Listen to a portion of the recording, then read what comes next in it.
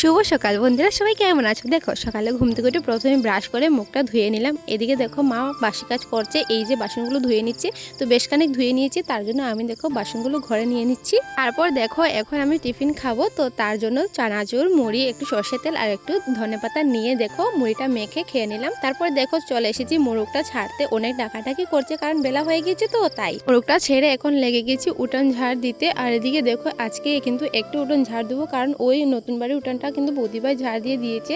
তো এদিকে তারপর উঠানটা ঝাড় দেওয়া হয়ে গেল। এদিকে দেখো এখন চলে এসেছি গরু গোবর ফেলতে। তো এদিকে গোবর ফেলে গরুটা এখন সুন্দরভাবে ঝাড়ু দিয়ে দিচ্ছি। আর সকালবেলা বাসি কাজ করে হাত পা ধুয়ে চলে এসেছি এখন বরবটি তুলতে। আর দেখো বরবটি অনেকগুলো তুলে নিয়েছে। এদিকে দেখো কলার মোচাটা পরিষ্কার করে নিচ্ছি, কারণ আজ এটা দিয়ে একটু স্পেশাল রান্না করা হবে। এই হোক, এদিকে দেখো রান্না হয়ে গেছে সকালবেলার, এখন খেতে বসে গিয়েছি। এদিকে হচ্ছে গুদক আর এই যে রূপচাঁদা মাছ দিয়ে ফুলকপি দিয়ে তরকারি হচ্ছে।